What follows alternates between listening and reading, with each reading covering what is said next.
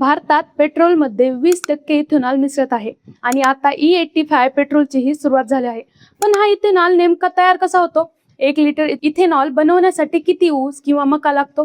E85 कोण वापरू शकते आणि भारताकडे याचा पुरेसा साठा आहे का? तर चला या व्हिडिओच्या माध्यमातून जाणून घेऊया। नमस्कार, मी गायत्री तांगडे, स्वागत आहे तुमचं फेरफटका न्यूज मध्ये। देशात पेट्रोलवरील परदेशी अवलंबित्व कमी करण्यासाठी केंद्र सरकार इथेनॉल मिश्रणाला मोठ्या प्रमाणावर प्रोत्साहन देत आहे। सध्या E20 म्हणजेच 20% इथेनॉल मिश्रित पेट्रोलचा वापर वाढवला जात आहे। त्याचबरोबर आता E85 पेट्रोलची सुरुवात करण्यात आली आहे। सर्वप्रथम समजून घेऊया की E85 म्हणजे नेमकं काय। E85 हे पेट्रोल आणि इथेनॉल यांचे मिश्रण असते। यात साधारणपणे 85% इथेनॉल आणि 15% पेट्रोल असते। इथेनॉल हे ऊस, मका, तांदूळ आणि इतर कृषी उत्पादनापासून तयार होणारे जैव इंधन म्हणजेच बायोफ्युल आहे। पण हा इथेनॉल तयार कसा होतो हे देखील जाणून घेऊया।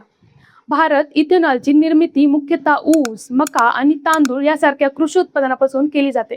ऊसापासून साखर काढल्यानंतर उरलेल्या मळीपासून म्हणजेच मॉलेसेस पासून इथेनॉल तयार केला जातो। काही ठिकाणी थेट ऊसाचा रसही वापरला जातो। याशिवाय मका, तुटलेला तांदूळ आणि अतिरिक्त धान्यांचाही वापर केला जातो। या कच्च्या मालातील साखरेचे आंबवन म्हणजेच फर्मेंटेशन केले जाते। त्यानंतर डिस्टिलेशन म्हणजेच आसवन प्रक्रियेद्वारे शुद्ध इथेनॉल तयार केले जाते। आता प्रश्न उपस्थित होतो की 1 लिटर इथेनॉल तयार करण्यासाठी किती कच्चा माल लागतो?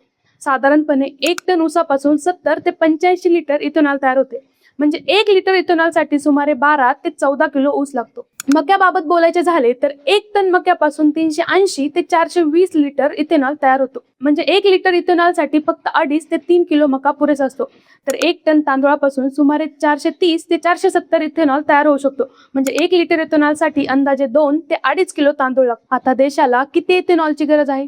E20 मिश्रण कायम ठेवण्यासाठी भारताला दरवर्षी सुमारे 1050 कोटी लिटर इथेनॉलची आवश्यकता आहे। विशेष म्हणजे 2025-26 साठी उत्पादकांकडून तब्बल 1759 कोटी लिटर पेक्षा अधिक इथेनॉल पुरवठ्याच्या ऑफर्स प्राप्त झाल्या आहेत।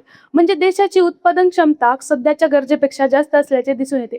ताज्या आकडेवारीनुसार सार्वजनिक क्षेत्रातील तेल कंपन्यांकडे सुमारे 90 कोटी लिटर इथेनॉलचा साठाही उपलब्ध आहे। महाराष्ट्राबद्दल बोलायचे झाले तर महाराष्ट्र राज्य हा देशातील प्रमुख ऊस उत्पादक प्रदेशापैकी एक आहे। त्यामुळे इथेनॉल उत्पादनातही महाराष्ट्रात मोठा वाटा आहे। राज्यातील अनेक साखर कारखान्यांनी इथेनॉल प्रकल्प उभारले आहेत। आता पुन्हा E85 कडे वळूया। E85 चा सर्वात मोठा फायदा म्हणजे कार्बन उत्सर्जन कमी होते। तसेच देशाचे आयात होणाऱ्या कच्च्या तेलावरील अवलंबित्व कमी होते आणि शेतकऱ्यांना अतिरिक्त बाजारपेठ मिळते। मात्र एक गोष्ट लक्षात ठेवणे खूप महत्त्वाचे आहे। E85 हे इंधन सामान्य पेट्रोल कार किंवा बाईक मध्ये वापरता येत नाही। हे फक्त फ्लेक्स फ्युएल व्हेकल्स म्हणजे FFV साठी तयार करण्यात आले आहे। अशा वाहनांमध्ये विशेष इंधन प्रणाली आणि ECU असते, जी इंधनातील इथेनॉलचे प्रमाण ओळखून इंजिनचे सेटिंग आपोआप बदलते।